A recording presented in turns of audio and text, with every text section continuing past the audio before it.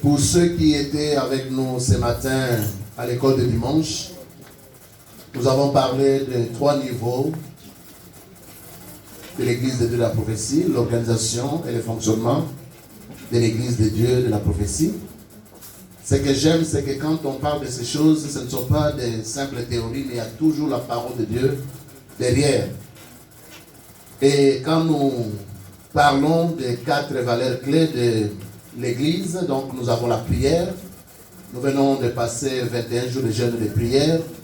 Et pour ceux qui sont attentifs, nous pouvons voir la main de Dieu dans son Église. Nous mettons l'accent sur la formation des responsables, parce que les responsables sont comme la fondation de la maison.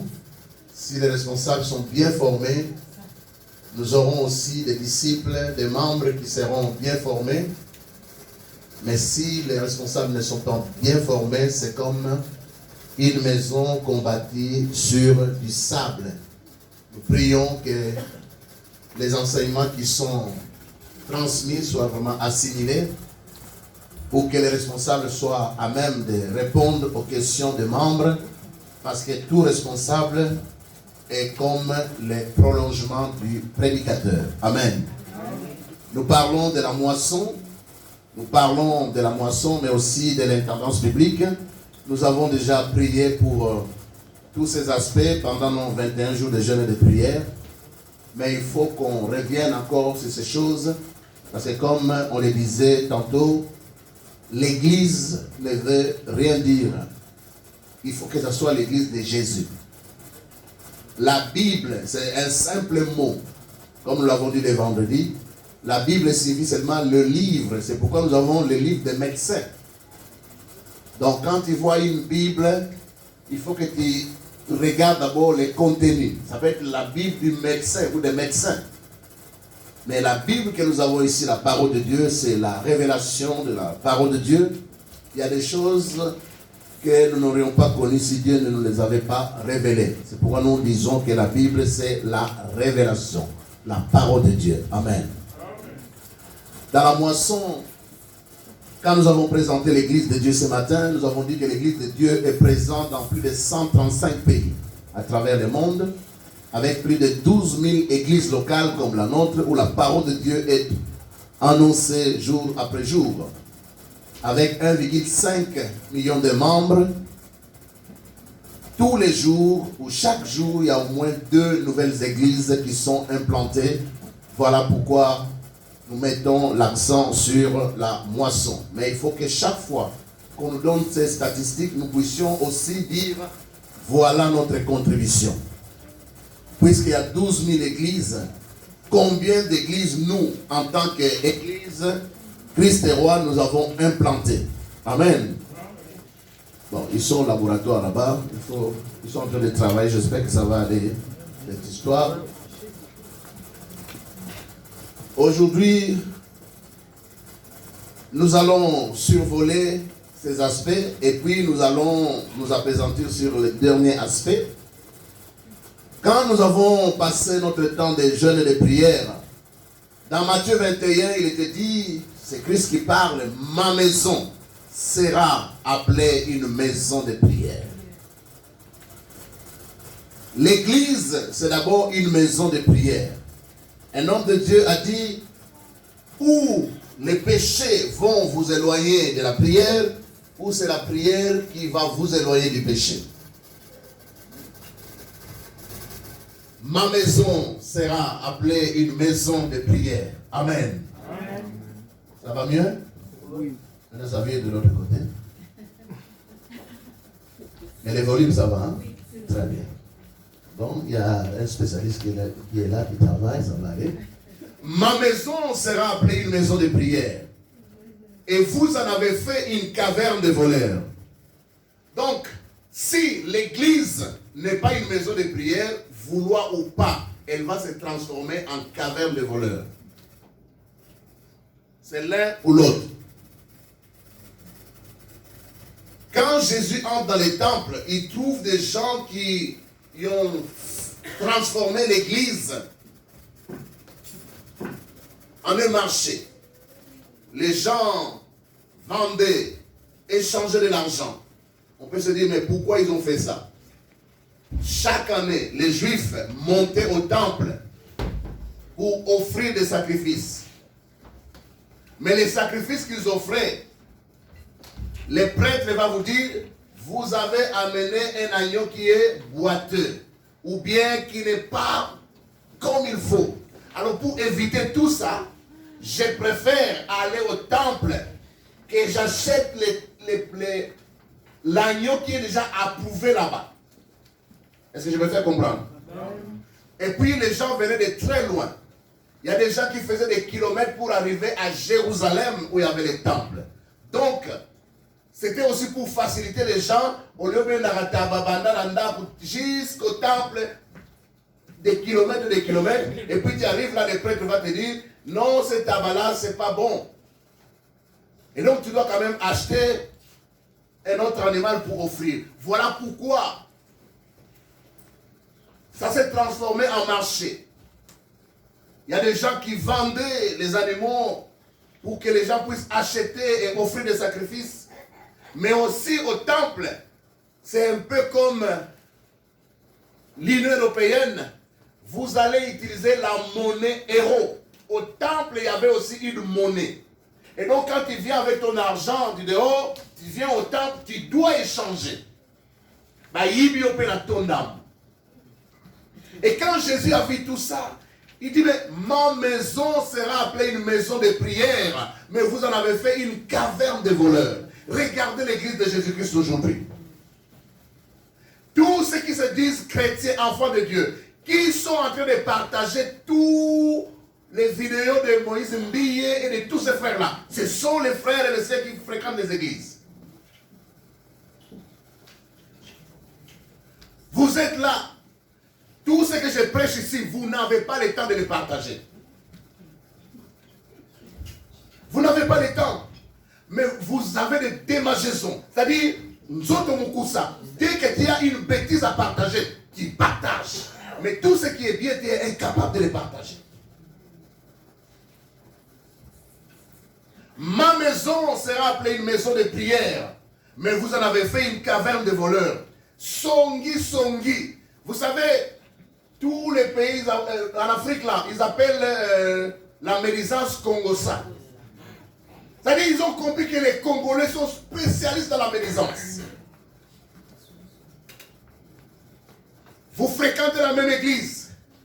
Vous êtes entre bino. Même si les frères ou la sœur fréquentent une autre église, quand vous êtes en train de médire, de calomnier, vous n'êtes même pas sûr de ce que vous êtes en train de dire. Quand on m'envoie quelque chose, je ne fais même pas 5 minutes, je regarde, je dis, ça c'est faux. C'est un montage.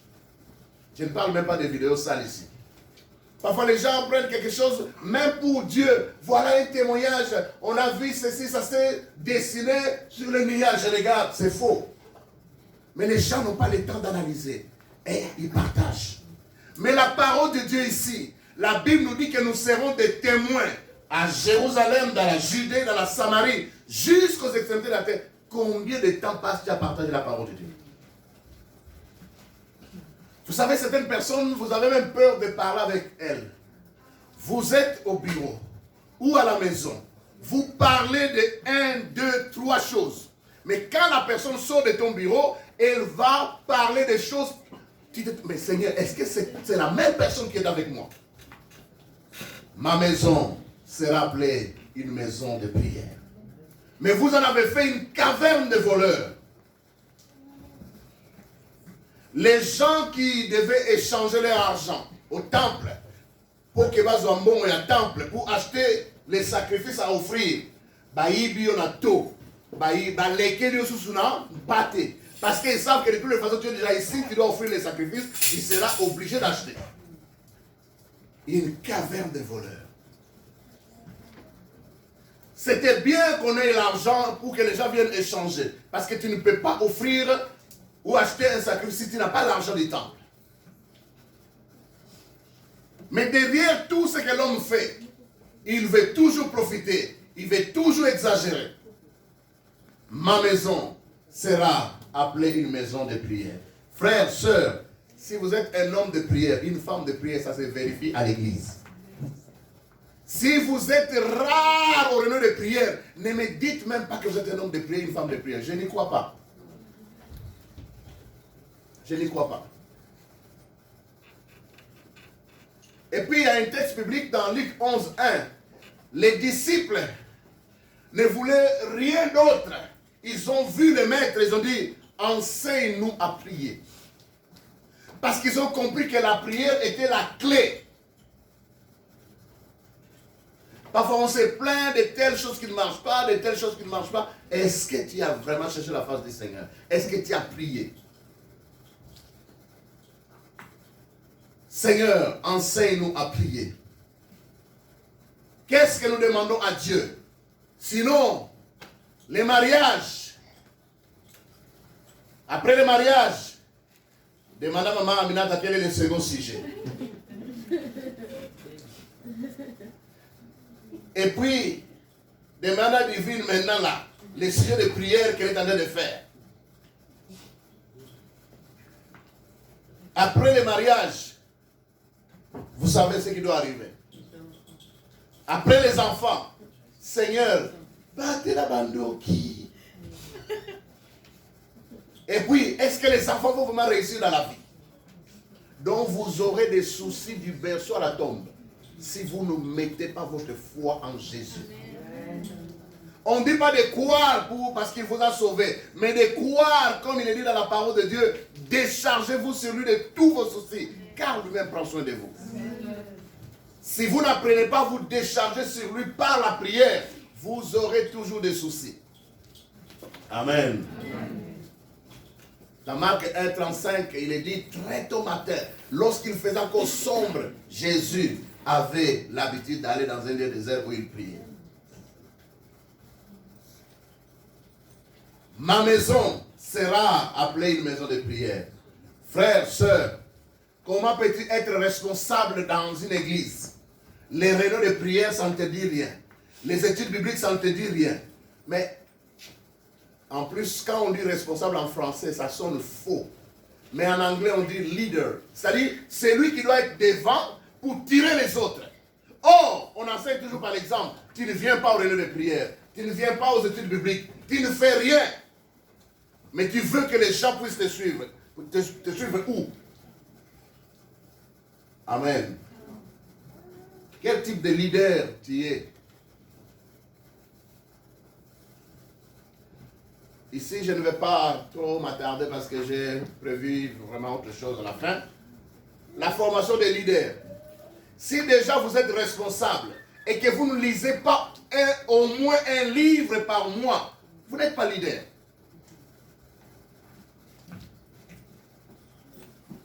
En pédagogie, il est dit, celui qui cesse d'apprendre aujourd'hui, il va cesser d'enseigner demain. Le monde, tout passe par une vitesse impossible. Mais si vous ne lisez pas, si vous n'apprenez pas de nouvelles choses, vous serez toujours dans l'Ancien Testament. Une façon de parler. Je connais certains prédicateurs, je l'écoute aujourd'hui. Donc, quand je l'écoute, c'est la même personne que j'écoutais il y a 20 ans. Donc, dans son discours, rien n'a changé. Pourquoi? Les gens n'aiment pas se cultiver. Le responsable, je n'aime pas trop les mots en français, le leader, c'est quelqu'un qui doit toujours avoir une longueur d'avance. C'est-à-dire, tu vois plus loin que les autres. Mais comment? Mais c'est en lisant, en apprenant. Vous savez, tout ce qu'on a appris à l'école, c'était juste pour qu'on ait les diplômes. Mais c'est l'auto-formation qui nous permet de nous développer. J'ai même reçu un livre de quelqu'un. Ce livre s'intitule comme ça. Ce que l'école ne nous a pas enseigné. Et puis ce système, dans tous les pays, on sait que ce système éducatif ne fonctionne pas. Vous êtes en Afrique, on vous parle de Charlemagne, on vous parle de l'histoire de la France, de l'histoire de la Belgique, on vous parle de la neige. Au Congo, il n'y a pas de neige. Vous aurez des connaissances qui ne vous servent à rien. Mais quand vous passez à l'auto-formation, c'est-à-dire c'est vous-même qui choisissez les domaines dans lesquels vous voulez évoluer, vous épanouir. Alors vous sélectionnez qu'est-ce que vous allez lire. Lisez au moins un livre par mois. J'étais dans un avion de Bruxelles à Kinshasa, ça fait plus de 10 ans. Et j'étais là dans l'avion, juste à côté avait un pasteur hyper spirituel, plus que les papes. Quand les hôtesses passent, à l'époque c'était Sabena, les hôtesses passent avec des journaux, les soirs. On lui tend un journal et dit, non, je ne lis pas ça. À l'Axi Bible, je ne lis que la Bible. La Somme de ma Bible, oh, vraiment, là, on va mot, Félix, alors, on a ma belle jambe. J'avais honte à sa place. Les hôtesses qui viennent avec toute la bonté. Mais si tu ne veux pas lire, prends seulement ma classe ou alors réponse poliment, c'est simple. Non, je ne lis pas ces choses-là. Je ne lis que la Bible. Ok. Mais comme Dieu a de l'humour, j'avais assisté à une de ses prédications à Skarbek. Il prêchait en Swahili. Hakuna muntu, hakuna muntu. C'est-à-dire les paralytiques là qui n'avaient personne pour les jeter dans l'eau. Et maintenant dans l'avion, avant d'atterrir, les hôtesses viennent avec des cartes, ils vous donnent, il faut remplir, hein, parce que là à l'immigration, il y a telle chose qu'on attend. On lui donne la carte maintenant. Hakuna muntu, comment? Il a fait semblant qu'il avait mal aux yeux. Il ne sait même pas écrire. Et je devais l'aider pour remplir. Elle dit simplement que tu ne peux pas, c'est tout. Alléluia. Amen. Alléluia. Amen. La Bible nous dit dans Ephésiens 4, 11 à 12 que Dieu a fait des dons à l'église. C'est-à-dire les dons spirituels que vous trouvez dans Romains, dans 1 Corinthiens, ça c'est les dons spirituels. C'est immatériel. Vous ne pouvez pas les toucher. C'est comme des choses invisibles. On vous parle de 9 dons spirituels dans 1 Corinthiens, mais il y en a plusieurs quand vous lisez aussi les livres des Romains. Mais dans Ephésiens 4 et 11, il s'agit des hommes que Dieu lui-même a pris. Il dit, je vous donne à l'église comme un don. Pourquoi? Pour le perfectionnement des saints. C'est-à-dire, amener les chrétiens à la maturité. La maturité dans la vie chrétienne, ce n'est pas en comptant le nombre d'années. Non. Il y a des gens qui viennent 2 ans, 3 ans après, qui ont plus de maturité que ceux qui étaient là avant. Étude biblique, on y a gâté. Après, tu dis, comment tu vas grandir dans la foi? Parce que la foi vient de ce qu'on entend. Et ce qu'on entend vient de la parole de Dieu. C'est pourquoi la plupart des chrétiens africains, ils croient à des à peu près. Il n'y a pas d'exactitude, il n'y a pas de conviction. Ce sont des à peu près. C'est pourquoi en face d'un branhamiste, en face d'un témoin de Jéhovah, quand la secte monde vient vider nos églises, pourquoi? Parce que les gens ne sont pas fondés dans la parole de Dieu. Amen. Amen. Amen. La prière, il y a quelques personnes qui peuvent encore venir parce qu'ils ont peur des sorciers, ils doivent se marier, ainsi de suite. Mais l'étude biblique, les gens ne connaissent pas la valeur. La parole de Dieu, il est dit dans Josué 1:8 que c'est livre de la loi ne s'éloigne pour ta bouche. Médite les jours et nuits pour agir fidèlement sur tout ce qui est écrit, car c'est alors que tu réussiras, c'est alors que tu auras du succès dans tes entreprises. C'est pourquoi je suis en train de lire encore quelqu'un qui a dit, il faut toujours réévaluer la notion de succès. Quand les gens pensent qu'ils ont réussi, pour Dieu, ils n'ont pas réussi. Parce que pour réussir, la base, c'est ici. Et souvent, ce que les gens croient que c'est la réussite, c'est comme un mirage. Tu croyais arriver, mais après, tu te rends compte que c'est du vide. Il n'y a rien. Alléluia. Amen.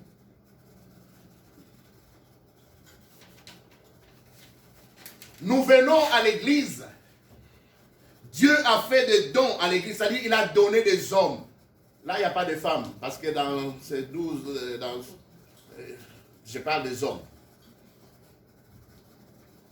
Mais au sens large, quand vous lisez dans le 12, là, il n'y a que des hommes. Mais au sens large, il y a même des sœurs qui sont comme des dons à l'église. Quand cette personne n'est pas là, vous sentez qu'elle n'est pas là. Dieu a fait des dons. Allez, chaque église a reçu de la part de Dieu des hommes pour aider les membres des églises à grandir, à devenir matures. C'est ce qu'on appelle le perfectionnement des saints. Nous venons à l'église comme une matière première. Et le travail des pasteurs, c'est de prendre cette matière première, la travailler pour que les produits finis sortent de cette matière première. Pourquoi les pays africains sont pauvres? Et pourtant, les cas du Congo, nous avons tout. Mais tout ce que nous avons, c'est la matière, pardon, c'est la matière première. Tant que nous ne transformons pas cette matière première chez nous, tout sort moins cher. Mais les diamants qui sortent de chez nous, vous allez en Anvers pour l'acheter, vous êtes incapable de l'acheter. Pourquoi? Parce que ça a été transformé, ça a été travaillé, ça a 10 000 fois plus de valeur que ce que vous avez sorti. Nous venons tels que nous sommes, mais le travail du pasteur, c'est de, par la parole de Dieu, c'est de nous modeler, c'est de nous modeler, c'est de nous travailler. L'église, c'est comme un chantier où les pierres sont taillées, mais beaucoup de pierres sont têtues.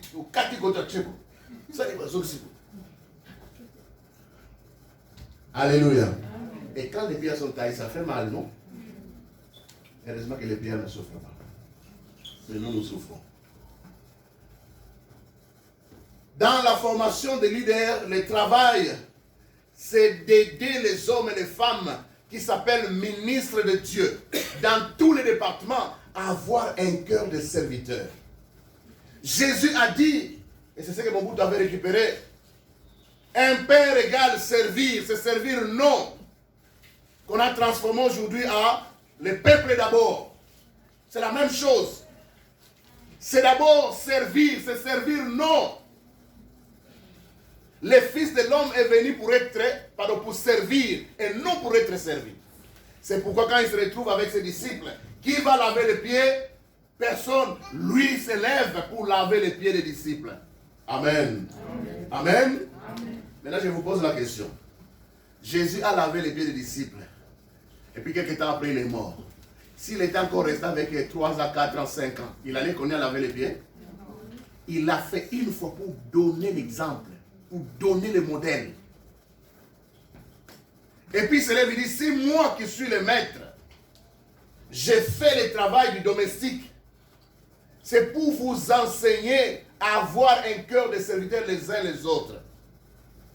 Vous savez, beaucoup de gens croient qu'ils ne sont pas orgueilleux, mais ils sont très orgueilleux. Devant Dieu, on fait semblant de ne pas être orgueilleux. Mais l'orgueil se manifeste quand tu refuses d'avoir un cœur de serviteur. Chaque fois que tu viens, par exemple, à l'église, il faut que tu te poses des questions. Oui, nous avons la lumière. Comment on a fait pour avoir cette lumière? Oui, la salle est propre. Comment on a fait pour que cette salle soit propre? Quelle est ma part dans ce qui se passe ici? Le cœur du serviteur. Jésus est venu pour servir et donner sa vie. Vous savez, quand vous servez, vous souffrez, non? Hein? Il n'y a pas de plus grand amour que de donner sa vie pour ses amis. J'ai souvent été édifié par les témoignages de maman Claudine. Maman Claudine a arrêté le travail qui lui donnait de l'argent parce qu'elle avait des maux de dos. Mais regardez, qui fait le travail de nettoyage ici? C'est la personne qui avait les maux de dos.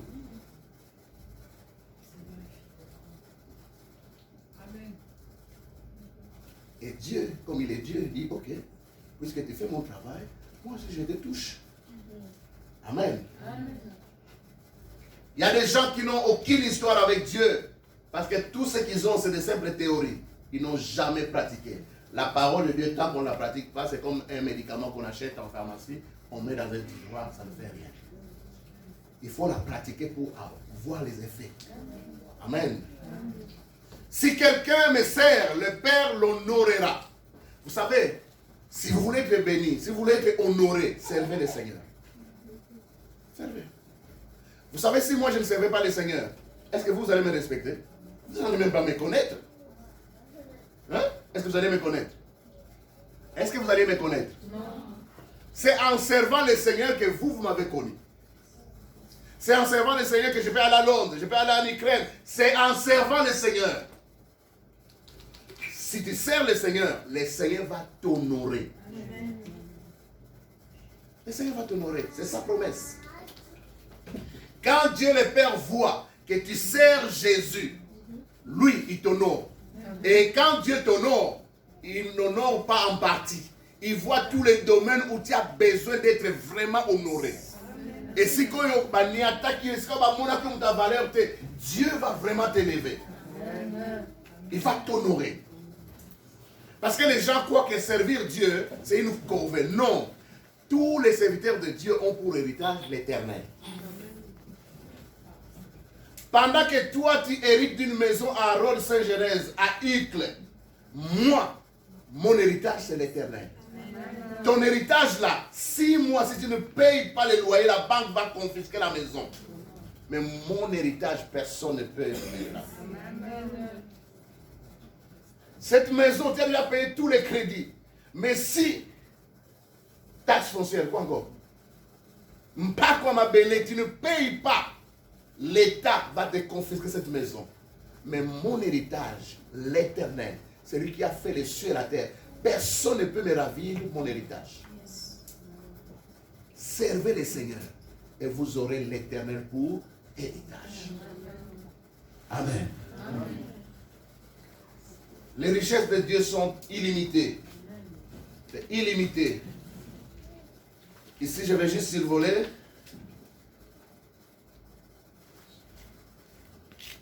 L'église de Jésus, pour qu'elle soit différente de l'église des satanistes, de l'église des nudistes, de l'église, je ne sais pas, de Ngunza ou de quoi, il faut que l'église de Jésus aille de lieu en lieu pour annoncer la bonne nouvelle de Jésus. Vous pouvez mettre le nom de l'église de Jésus-Christ, mais Jésus-Christ ne peut pas être là-dedans. Parce que le nom ne dit rien du tout. C'est quand vous suivez le modèle qu'il a donné. Il a donné un modèle. Il y a 5 fonctions. Pour qu'on reconnaisse que cette église, c'est l'église de Jésus. Il faut que cette église non seulement adore le Seigneur, que cette église s'édifie en s'encourageant mutuellement. Parce que ce que je suis en train de faire, je vous édifie, je vous encourage, je vous motive. C'est le but pour lequel nous venons ici. Nous venons le mercredi, le vendredi, le dimanche. C'est comme les véhicules qui vont à la station pour se ravitailler. C'est ce carburant qui va nous permettre de traverser la semaine. Et puis comme tout véhicule, quand il a fait de longs